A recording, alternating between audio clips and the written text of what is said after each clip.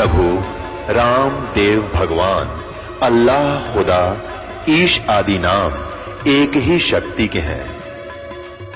वो कैसा है, कहां है, कैसे मिलता है, किसने देखा है? ये प्रश्नवाचक चिन्ह पूर्ण रूप से हटाने के लिए अवश्य सुनिए जगत गुरु तत्वदर्शी संत रामपाल जी महाराज के अमृत वचन, सर्व पवित्र धर्मों के पवित्र शास्त्रों के आधार पर। परम पिता परमात्मा पूर्ण ब्रह्म सर्व सृष्टि रचनहार कुल मालिक कबीर परमेश्वर जी की असीम कृपा से ये चंद पुण्यात्मा सत्संग सुनने के लिए पहुंच पाई। सकल पदार्थ हैं जगमाही और कर्महीन नर पावे नाही। परमात्मा पूर्ण ब्रह्म सारी सृष्टि के रचनहार कबीर देव जी ये हम सभी आत्माओं के एकमात्र मालिक हैं। ये हमारे अपने हैं। अपनों का दुख अपने को ही होता है। ये काल जिसको हम अपना मालिक मानते हैं, क्योंकि हम अपने कर्मों के कारण, अपनी गलती के कारण इस काल के पराधीन हो गए। अब ये जैसे भी चाहता है वैसे हमारी नाच नचा रहा है, वैसे हमें कष्ट दे रहा है। और उसको कष्ट देने का उद्देश्य ये भी है कि वो हमें जितना दुखी करेगा उतना ही हमारे पिता को कष्ट होगा। इस निकम्मी आत्मा ने स्वयं वहाँ गलती की थी। एक पैर पे खड़ा होकर इसने 70 युग तप एक किया, 70 युग एक किया, 64 युग एक किया। परमात्मा के बार बार आकाशवाणी करने पर भी सतर्क नहीं हुआ। फिर भी उस दयालु ने इसको वहीं सतलोक में स्थान दे दिया था कि तू एक कोने में यहाँ पड़ा रहे। अपने 21 ब्रह्मांड लेकर इसने जो डिमांड की थी कि मुझे स्थान अलग दे दो। फिर हमने गलती की थी कि हम परमात्मा की आज्ञा की अवहेलना करके अपने मालिक से, हम अपने मूल मालिक से, अपने स्वामी से हम अपना हृदय हटाकर इस काल के साथ लग गए। ये खड़ा होकर तपस्या कर रहा था, हम सभी आत्मा इस पर आसक्त हो गए।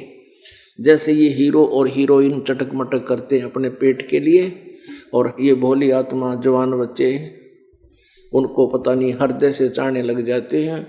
और यदि वो आ जावे आसपास किसी शहर में उसको देखने के लिए, हजारों की संख्या में उन्हों खड़े हो जाके कुछ लेना एक ने देने दो।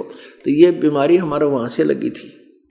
तो हम परमात्मा को भूलकर, अपने पति को, अपने स्वामी को भूलकर हम इस नकली पति, इस नकली स्वामी पर आसक्त हो गए।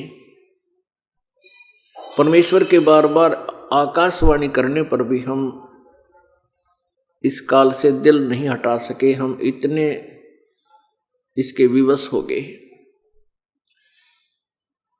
इस काल ने डिमांड की थी, परमात्मा मुझे कुछ जीव दे दो। परमेश्वर ने हमसे स्वीकृति ली थी। हम जितने भी यहाँ काल के जाल में फंसे हुए प्राणी हैं, हम सभी ने परमात्मा के सामने इतनी ढीठता की थी, हम इतने ढीठ हो गए थे। परमात्मा के सामने ही हमने इसके साथ आने की स्वीकृति दे दी। अब जो पतिव्रता पद पर नहीं रहते वो स्वामी के पति के दिल से उतर जाती है वो लड़की। ऐसा ही हमने किया, परमात्मा ने हमें दिल से उतार दिया। हृदय से हमारे को रिजेक्ट कर दिया कि ये निकम्मी आत्मा है।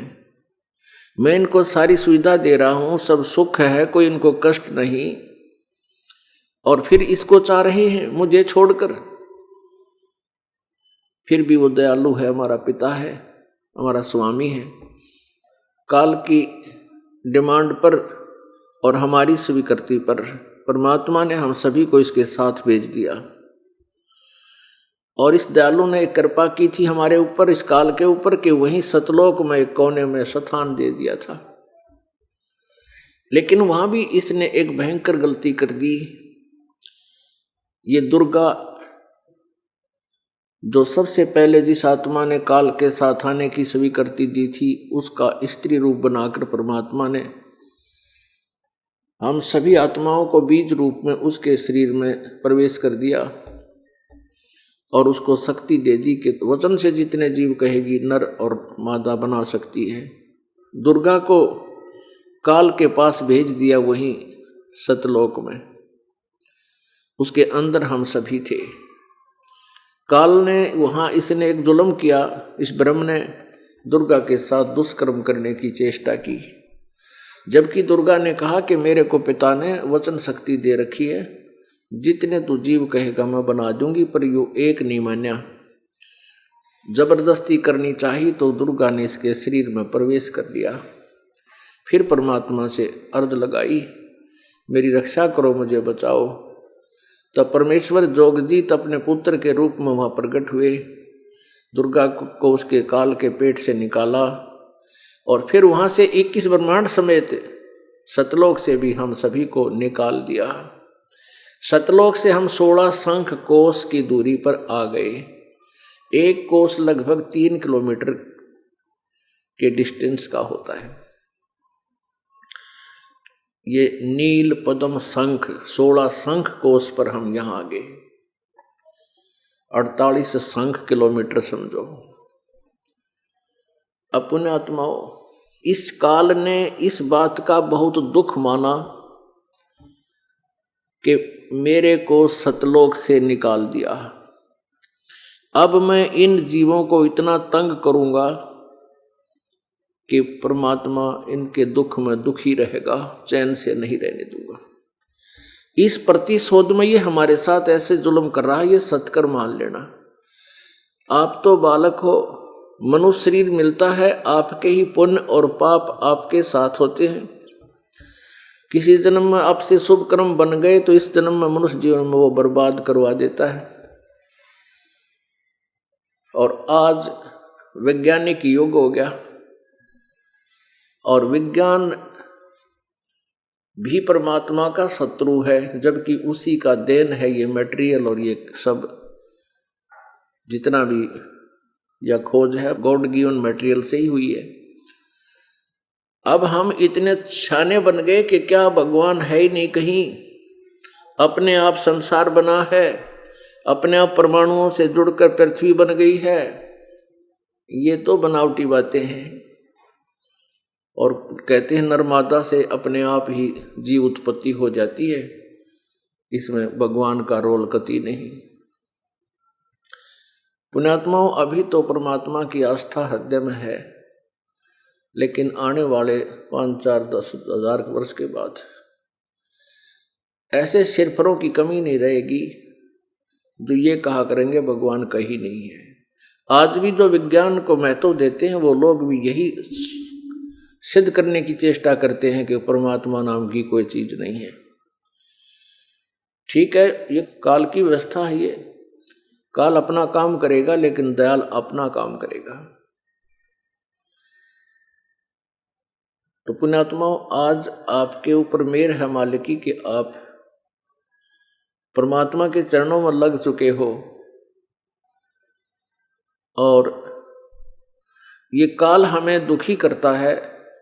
परमात्मा को मालूम था कि ये जालिम व्यक्ति है, इसलिए इसको एक श्राप दे दिया कि तू 1 लाख मानव शरीरधारी प्राणियों का नित आहार करेगा। अब इस श्रापवश इसकी मजबूरी है, हमें एक मानव शरीर देता है, अन्यथा ये मानव शरीर भी नहीं देता आपको। ये सत्कर मान लेना।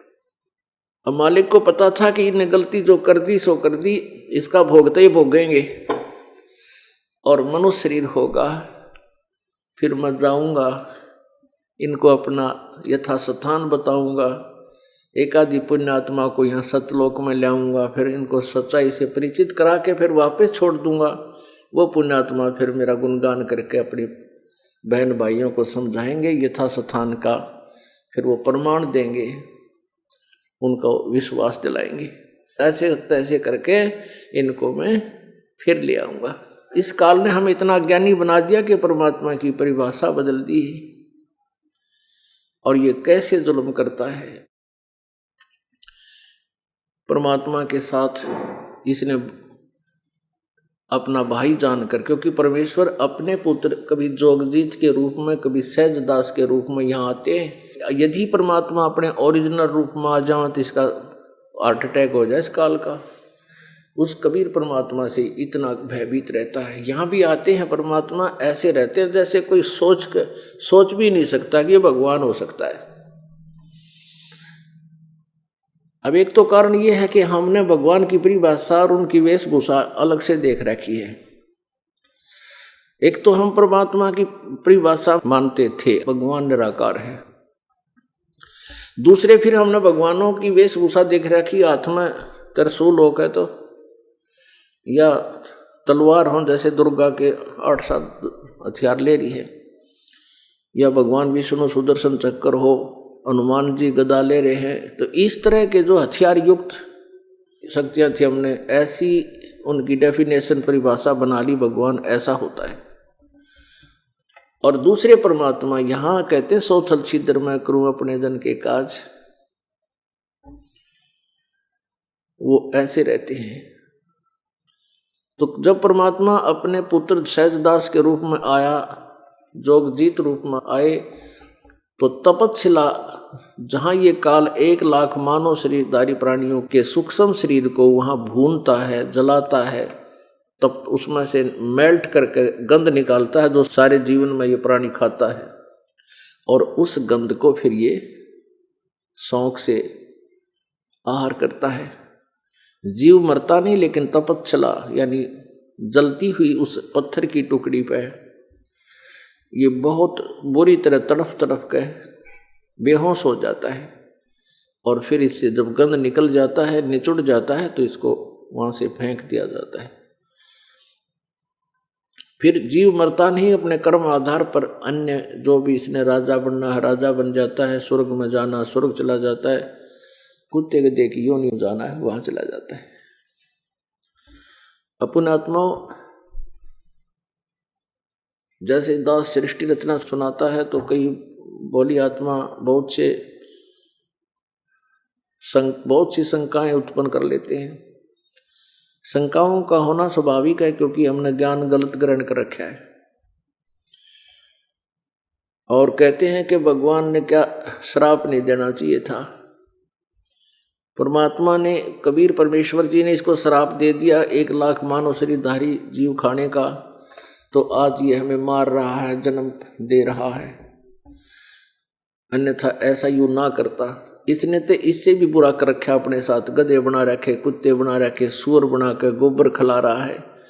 और क्या कर सकता है इससे ज्यादा? ये किसी का बेटा मार रहा है, किसी की बेटी मार दी, पूरा परिवार का नाश कर दिया, अक्षेत्र के अक्षेत्र को मार कर खत्म कर देता है अपने स्वाद के लिए, अपने आहार के लिए।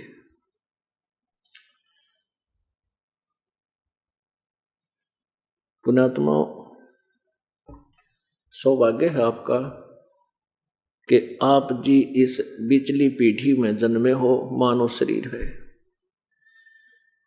अक्षर ज्ञान परमात्मा ने आपको करवाया है, ये अनिवार्य था, अन्यथा इस अक्षर ज्ञान की हमने कतई जरूरत नहीं थी। इस विद्या ने, इस आधुनिक विद्या ने हमें बेईमान बना दिया, हमें वैज्ञानिक बना दिया जो भगवान से दूर कर रहा है। हमने इसे विज्ञान की कतई जरूरत नहीं थी, लेकिन परमेश्वर ने आधुनिक उपकरण बनवाने हमारे लिए अनिवार्य थे। और अक्षर ज्ञान कराना इसलिए आवश्यकता कि हम भगवान को पहचान सकेंगे, अन्यथा इन्होंने हमारा इंडोला बना रखा था काल के दूता ने। किसी ने कुछ भी बता दिया, हमने स्वीकार कर लिया, क्योंकि हमें चाह थी, भूख थी भगवान की। जब से ये आत्मा अपने मालिक से बिछड़ी है, उसी दिन से इसको आभास हो गया है कि मैं गलत जगह आ चुकी हूँ। लेकिन इस काल ने हमारी इतनी व्यवस्थाएं बना दी, इतनी मजबूरियां बना दी कि हम मर ही जाते हैं, हमारी यहाँ से आस्था नहीं हटती। जब ये मालूम है कि 1 सेकंड में ना जाने कब के बिजली गिर जा, फिर भी हम यहाँ के जुगाड़ से उल्टे नहीं हटते। तो ये जीव के बस का नहीं है। ये तो कहते हैं सतगुरु मिला तो इच्छा मेटे पद्मल पदे समाना, और चल हंसा उस लोक पठाऊं जो आज अमर स्थाना। सतगुरु मिला तो यहां से मन हटावेंगे और एक दिन ऐसा होगा कि आपको ये खिलौने दिखाई देंगे, ये सत्कर मान लेना। आपके हृदय में जगह नहीं रहेगी यहां संसार की किसी भी आइटम की। उसके लिए आप जी ने लगातार ये सत्संग सुनना होगा, सेवा और सिमरन दान धर्म जितना बन सके ये करते रहना होगा, क्योंकि केवल ज्ञान से भी बात नहीं बनती। ज्ञान तो कुछ दिनों के बाद ज्ञान भी फेल हो जाता है यदि आप पैरेलल भक्ति और दान नहीं करते रहे। परमात्मा कहते धर्म तो 10 के नहीं 10 के तीनों लोक, और खैर आए तुम्हें खैर है कीजिए आत्म भोग। अब ये 5 यज्ञ करवाई जाती हैं जो आपसे, एक यज्ञ है धर्म की, दूसरी यज्ञ है ध्यान, तीसरी यज्ञ हवन की, चौथी यज्ञ प्रणाम, 5वीं यज्ञ ज्ञान की। अब ये 5 यज्ञों की आप जी को आवश्यकता है सतलोक जाने के लिए, यहां से पीछा छुटवाने के लिए। और सतनाम सारनाम ये मंत्र आपको दिया जाता है, ये बीज है। और ये समझो ये तो बीज है और आपका अंतःकरण खेत है, जमीन है। और बीज बीजने के बाद फिर उसमें सिंचाई और खाद की प्रॉपर आवश्यकता पड़ती है।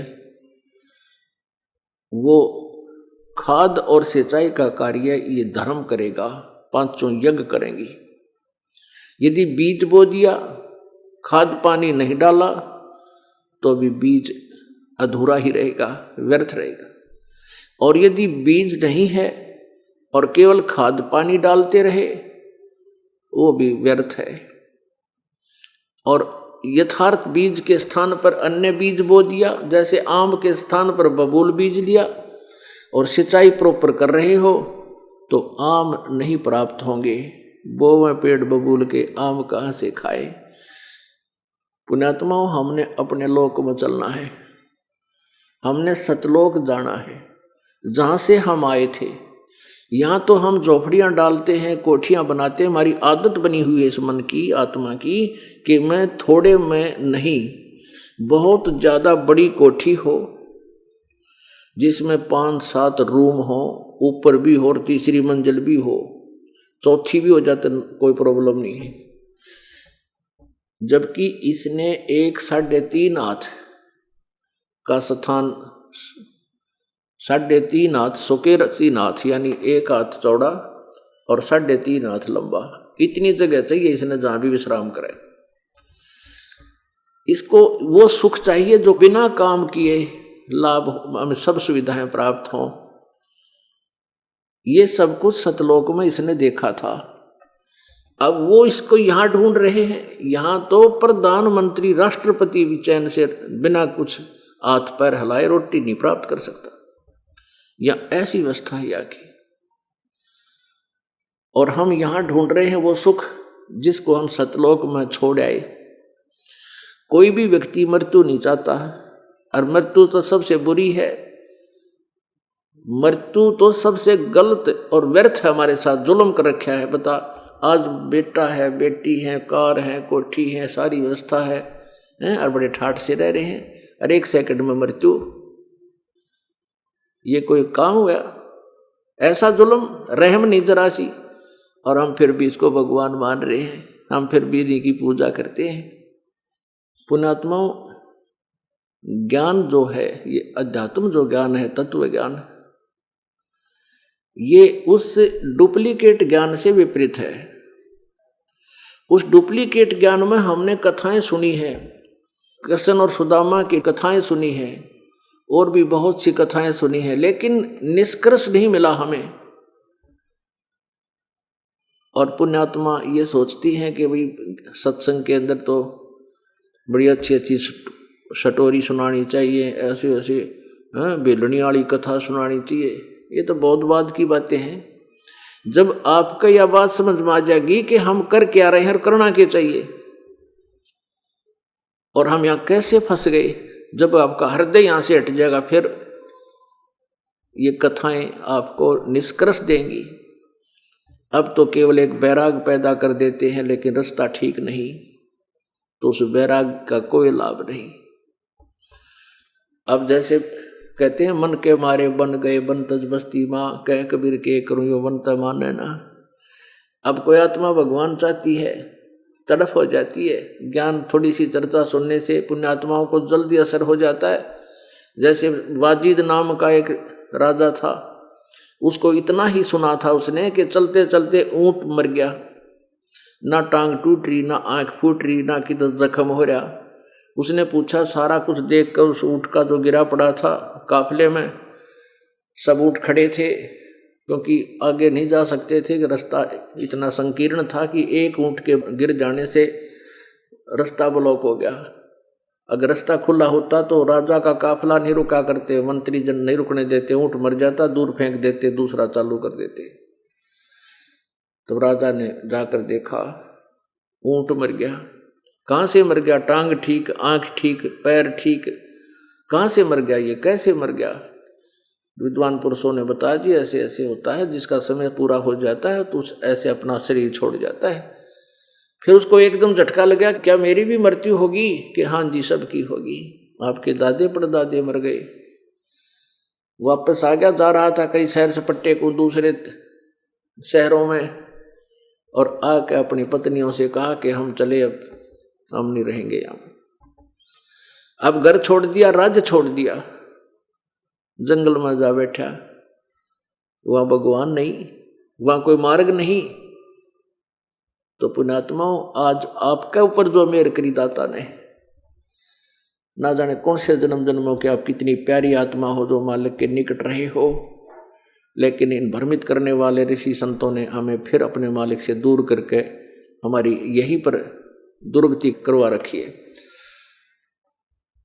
लख बर सूरा जूझ ही लख बर सामत दे, लख बर यति जहान में जब सतगुरु शरणा ले।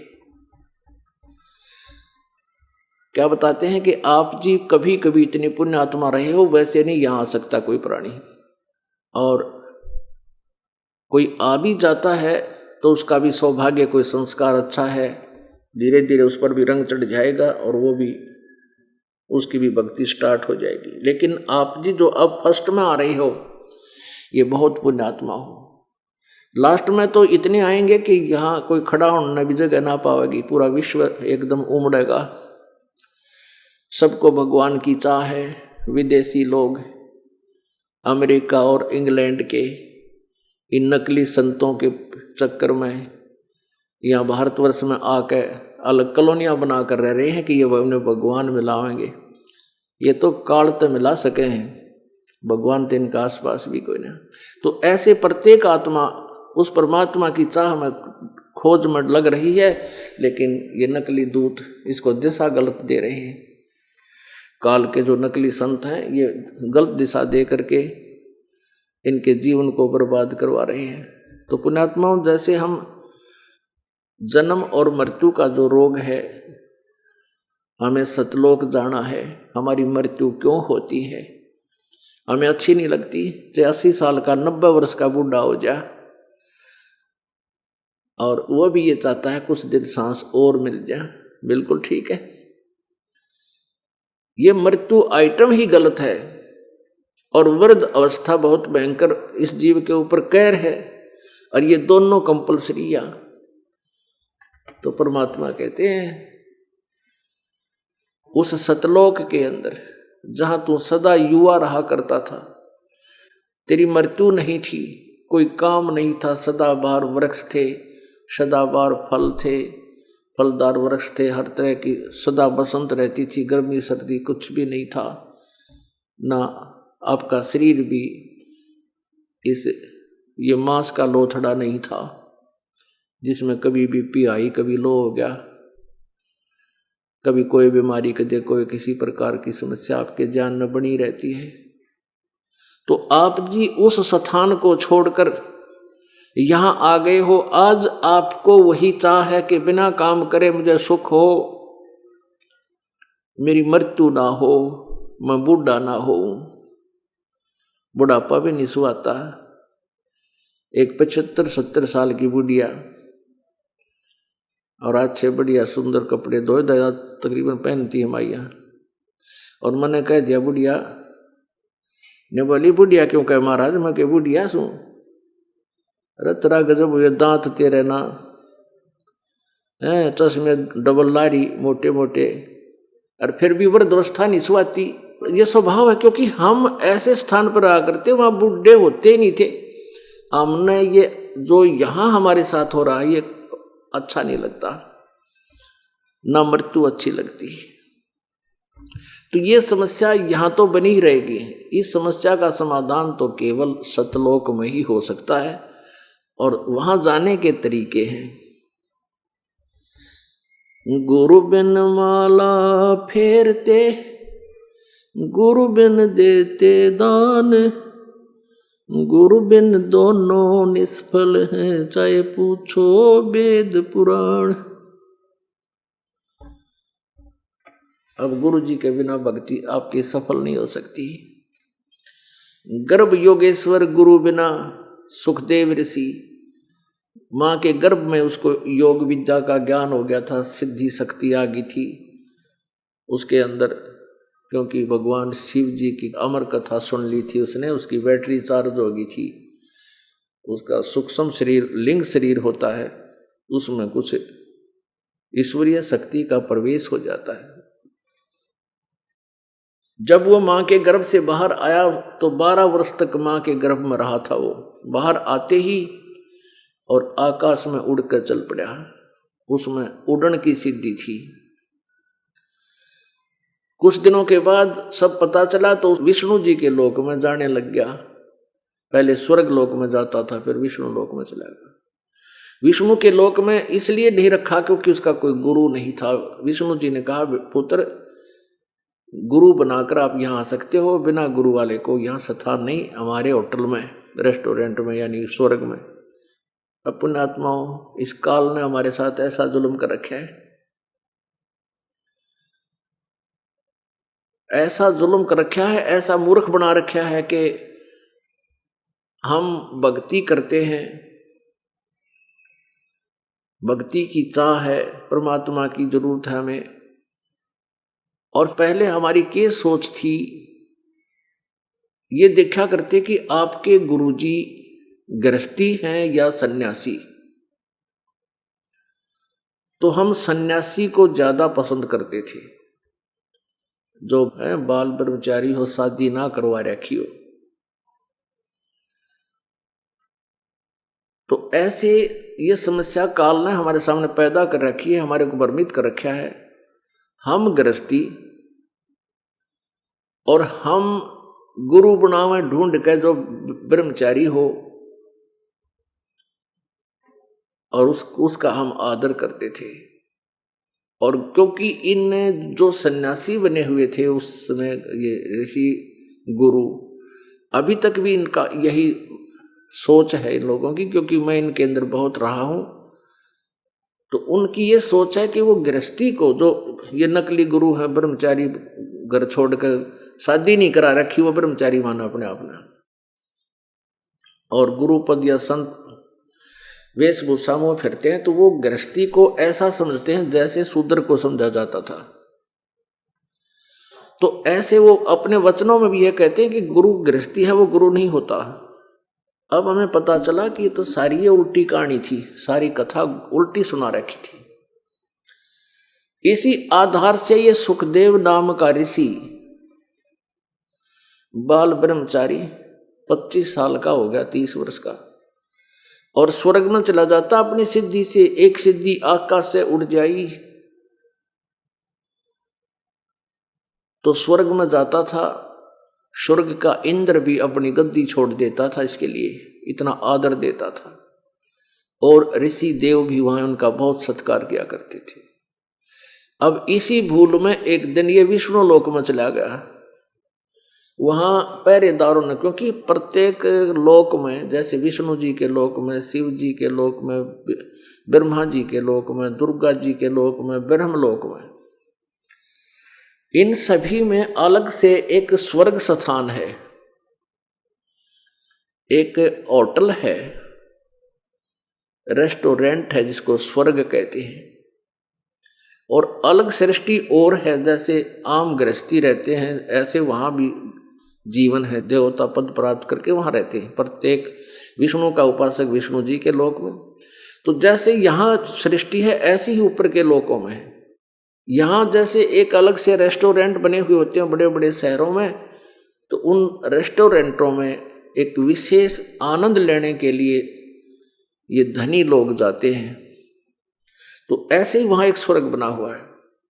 तो जिसने अपने कर्म गणे जल्दी बिगाड़ने हो, खराब करने हो पुण्य, तो वो स्वर्ग में धक्के खाते हैं। वहाँ विष्णु लोक में भी अलग से है वो कर्म फोड़न की जगह, नाचने गाने पुराने के बुरा हाल और सब बकवादे उसमें है।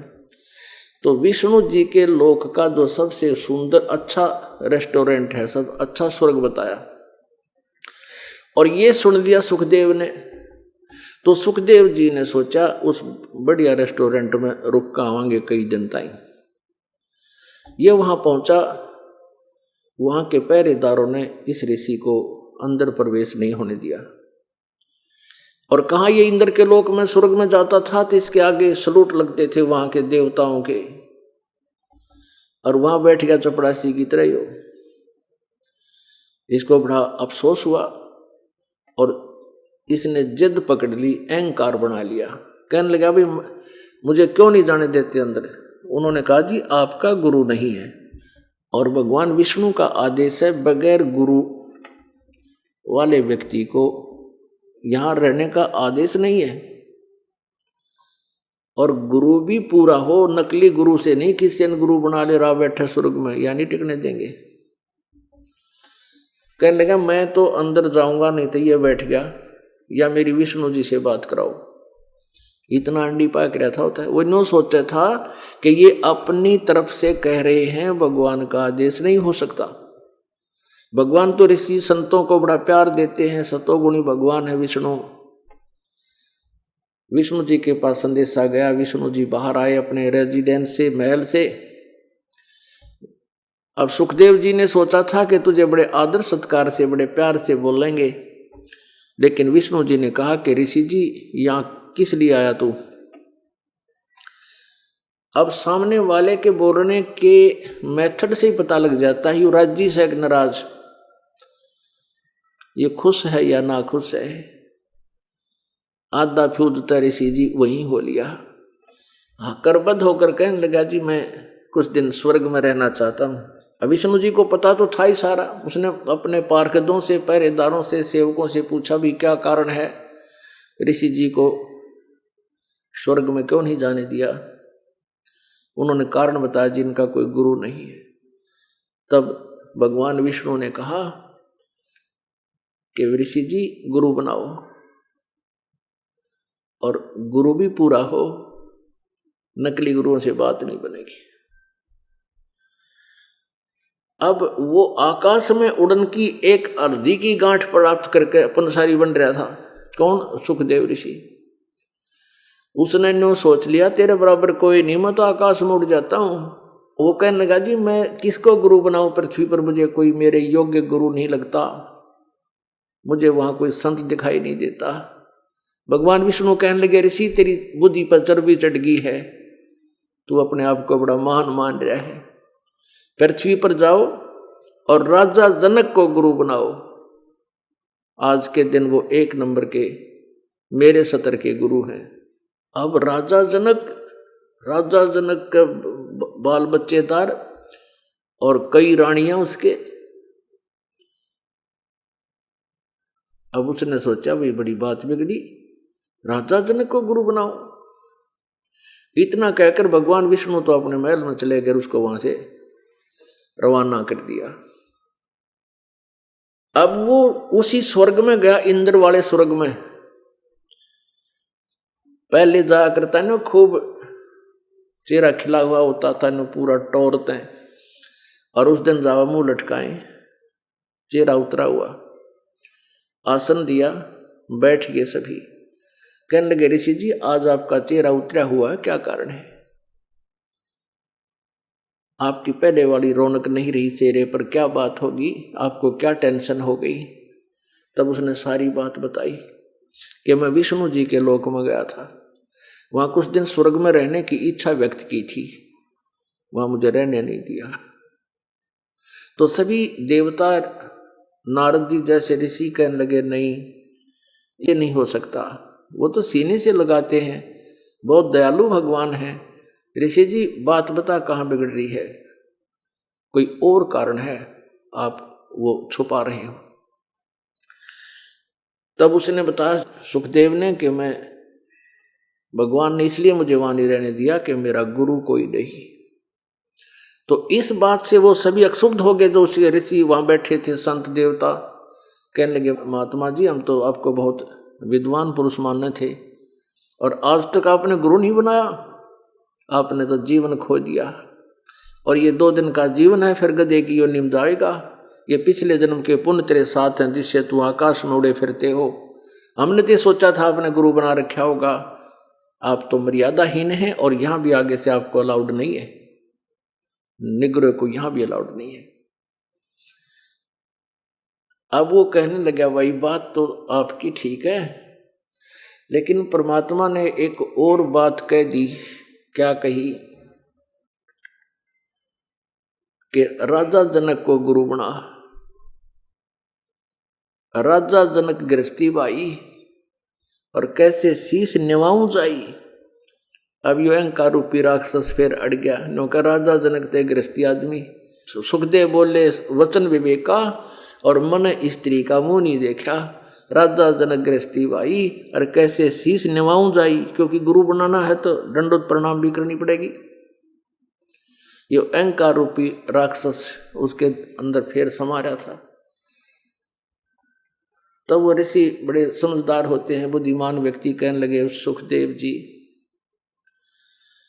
जब परमात्मा ने आदेश दे दिया फिर अग्रम मग्रम क्या रहेगी? या तो तू भगवान नहीं चाहता, बकवाद चाहता बस। जब आदेश भगवान का हो गया कि उसको गुरु बना और तब तू यहां आ सकता, फिर ईब के अग्रम मग्रम है, नहीं करना तो जा अपना कर, खा धक्के। अब विवश हो गया और वापस आ गया, अपने पिता के पास गया, नहीं तो उसकी शक्ल भी ना देखी थी अपने पिता व्यास की, क्योंकि गर्भ में उसको ज्ञान रहता है प्राणी को कि मैं आगे चल के कैसे दुख पाता हूं। और इसने पहले ब्रह्मा विष्णु महेश को वचनबद्ध कर लिया था माँ के गर्भ से बाहर आने से पहले, नहीं तो 12 वर्ष सटराई कर दी इसने, बाहर नहीं आया माँ के गर्भ से। तो ब्रह्मा विष्णु महेश ने इसे कहा भाई या नई रिवाज चालू मत करे, तू बाहर आ जा। और सभी माताएं 12-12 वर्ष तक बच्चों को पेट में रखेंगी तो बहुत मुश्किल हो जाएगी, तू बाहर आ जा। तब इसने कहा था एक शर्त पे आ सकता हूं, आप अपने ये इंजेक्शन मत लाइयो मेरा, ये इंजेक्शन मत लगाना, ये अपनी त्रिगुणमयी माया को रोक लेना, मैं बाहर आऊं तब तक। तब ये कहने लगे भाई इतनी देर तो हम भी नहीं रोक सकते इसने, क्योंकि हमारे बस की बात नहीं, हमारे को तो ऐसा रच रखा है। पर हम इतनी देर ये यानी फ्रिक्शन ऑफ सेकंड रोक सकते हैं, इससे ज्यादा हमारे बस का नहीं, हम इस प्रेशर में रोक ले आपने। तो इसने कहा कि तुम इतनी देर रोक दो। उन्होंने इतनी देर मुश्किल से रोकी, तब वो एकदम मां के गर्भ से बाहर आया और अपनी और नाल को कंधे पे घेर कर चल पड़ा। और व्यास कहता रहा बेटा बेटा मुझे दर्शन तो दिखा दे, अरे स्वर्ग तो दिखा दे, तेरी आस में हम बैठे थे बेटा होगा।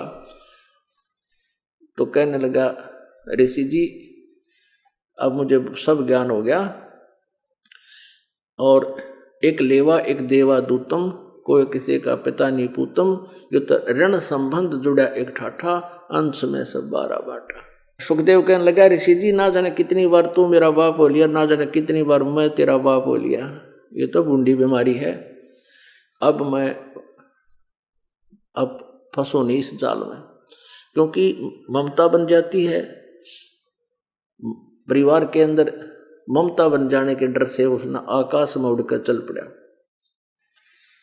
और फिर जब इसका समस्या आई तो पूछा, उन्होंने कहा कि तू अपने, ऋषियों ने कहा कि अपने पिता से पूछ ले, बड़े विद्वान पुरुष हैं व्यास जी।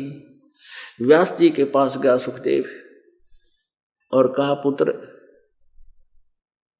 आजा, तेरी बहुत इंतजार थी मुझे।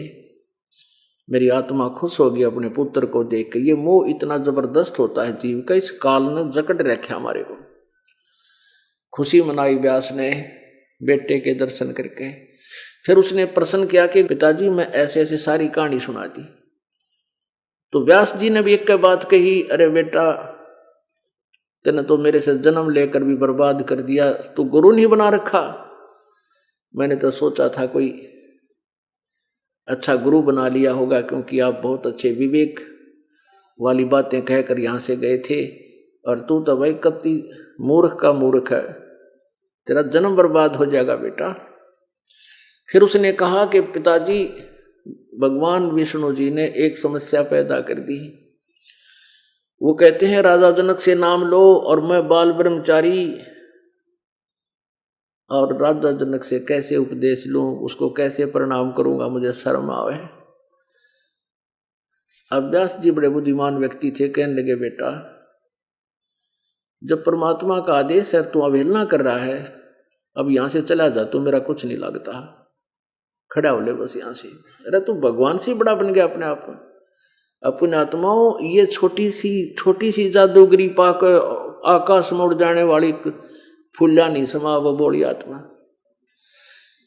अब चारों तरफ से धक्के जब लग गए इस नालायक प्राणी के, तब राजा जनक के चरणों में जाकर उपदेश लिया। तब राजा जनक ने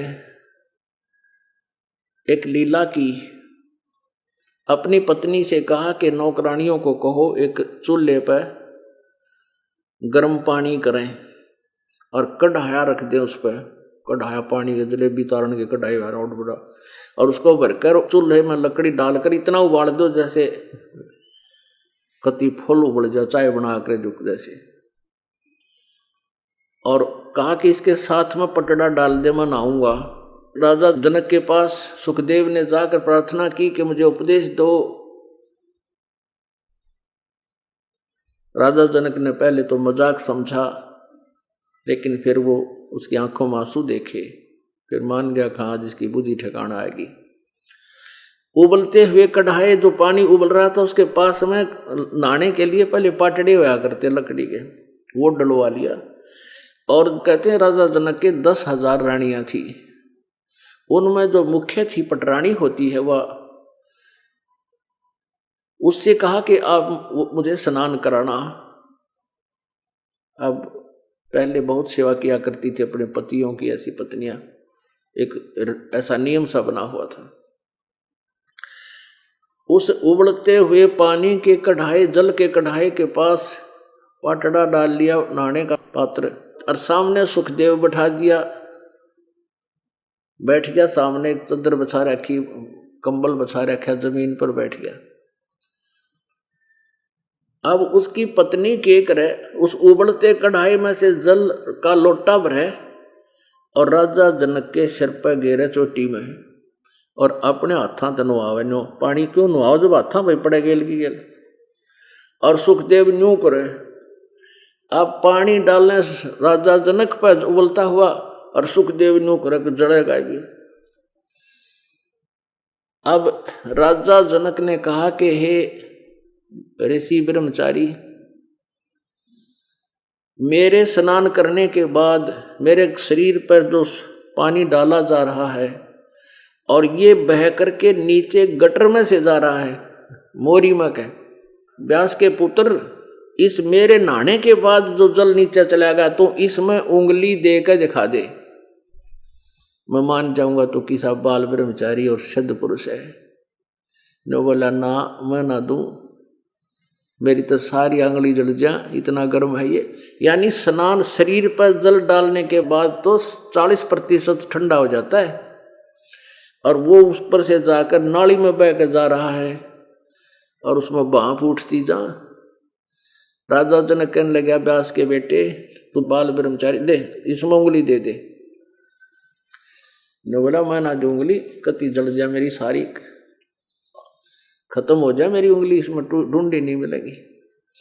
राजा बिहंस देई जब तारी, और मुझे स्नान करावे नारी, तो तेनों का मैंने नारी का मुंह नहीं देखा, और मैं गृहस्थी और 10,000 रानी मेरे, और मैं नहीं जल रहा, तू बाल ब्रह्मचारी डाल इसमें हाथ। तो उसने कहा नहीं। तो क्या बताते हैं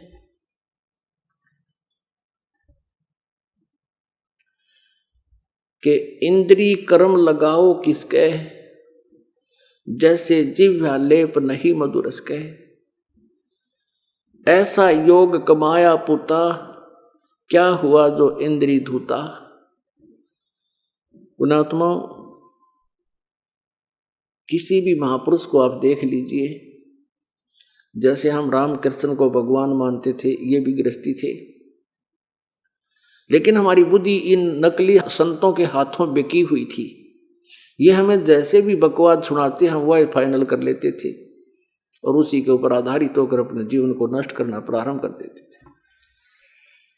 अब बात ये नहीं है कि केवल गृहस्थी ही मोक्ष प्राप्त करते हैं, बात ये नहीं है कि केवल सन्यासी ही भगवान प्राप्त कर सकते हैं।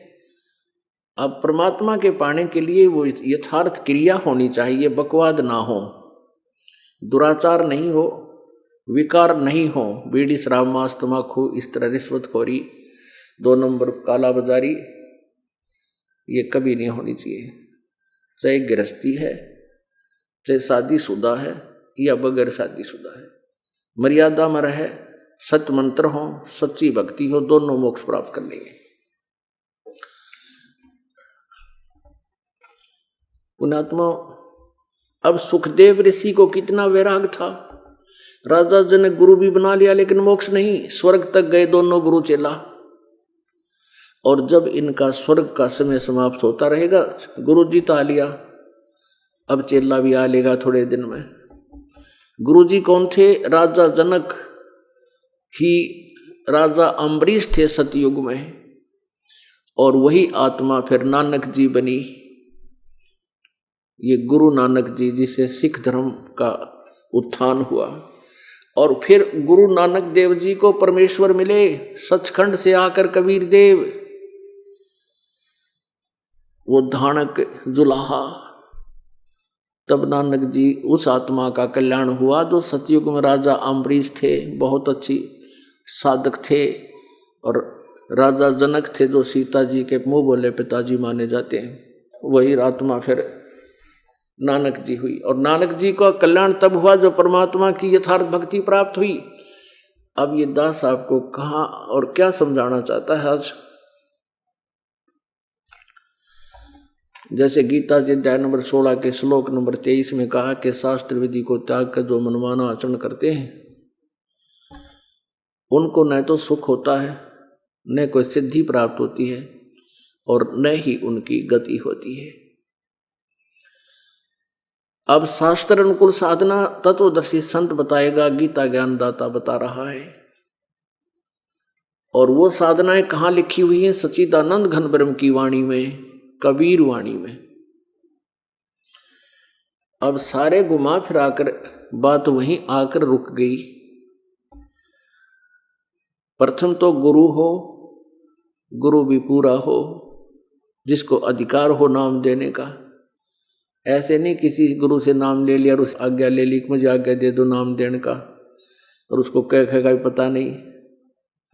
तो ऐसे पूरा गुरु हो, और एक बार में सतगुरु एक ही होता है, क्योंकि परमात्मा स्वयं आए थे सतगुरु की भूमिका करने के लिए। उस समय 64 लाख शेष थे परमेश्वर के, और उस समय कोई मीडिया भी नहीं था,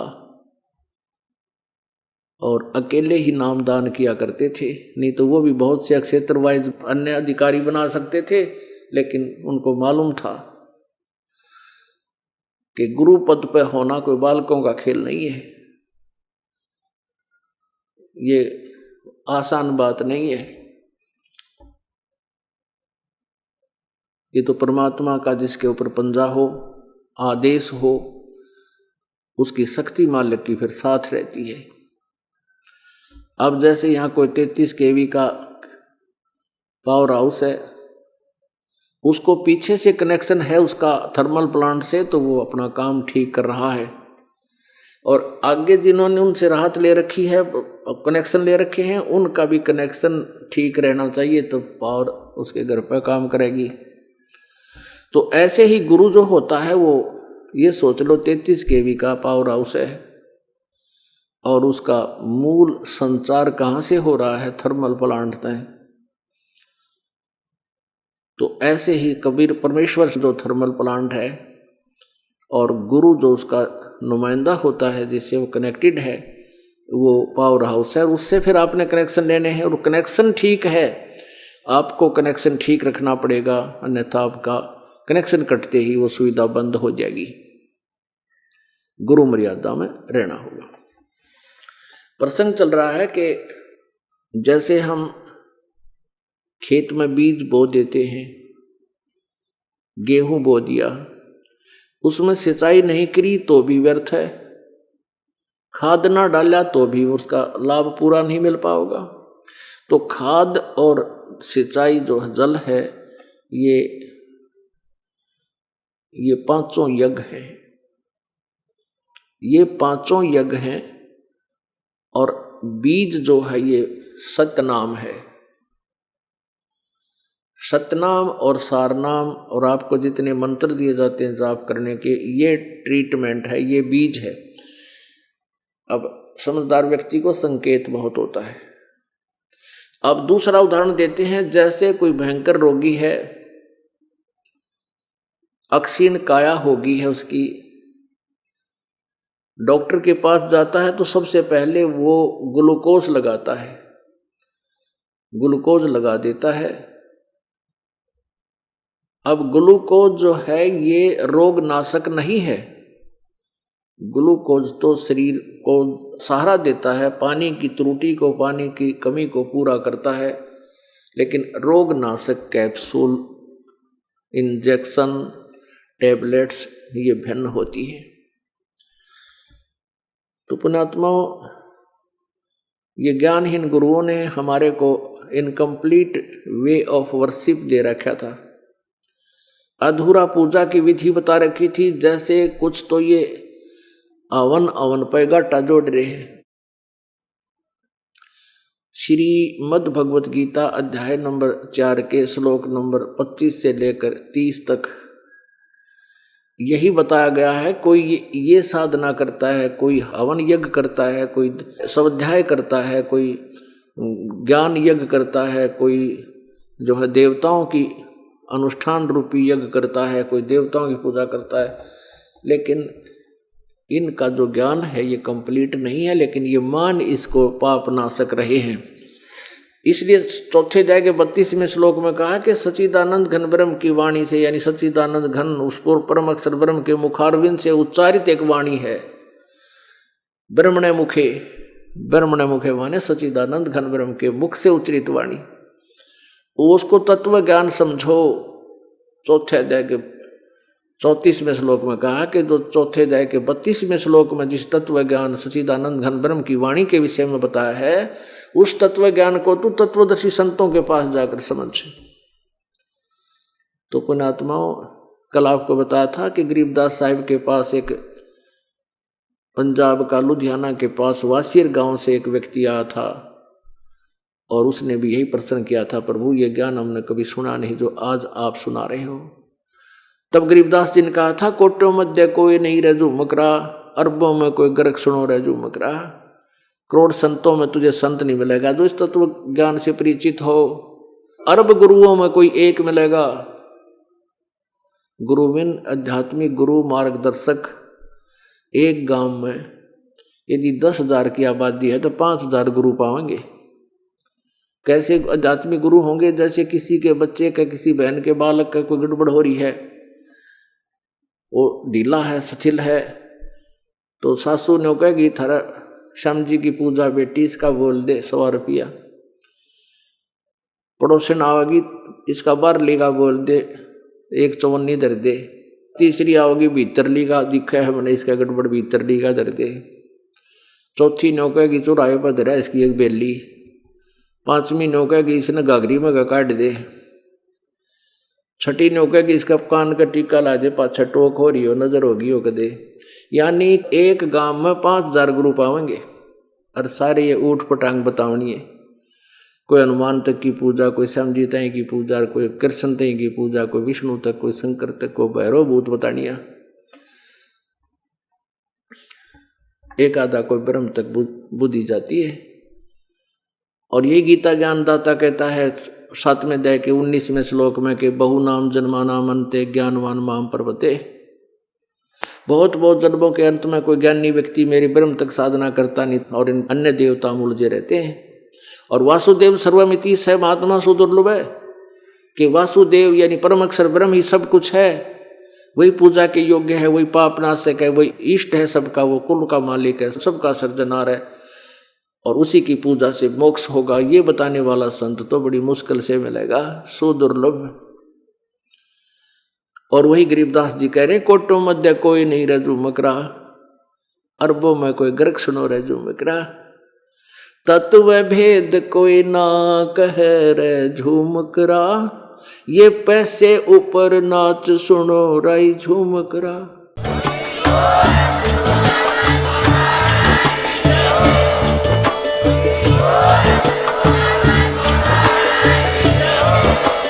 आप सुन रहे थे जगत गुरु तत्वदर्शी संत रामपाल जी महाराज जी के मंगल प्रवचन। अधिक जानकारी के लिए विजिट कीजिए हमारी वेबसाइट www.jagatgururampalji.org। संत रामपाल जी महाराज जी के शुभ आशीर्वाद से पूरे विश्व भर में 500 से भी ज्यादा नाम दीक्षा केंद्र हैं, जिन पर संत रामपाल जी महाराज जी द्वारा ऑनलाइन निशुल्क नाम दीक्षा दी जा रही है। अपने नजदीकी नाम दीक्षा केंद्र का पता करने के लिए संपर्क करें 8222880541।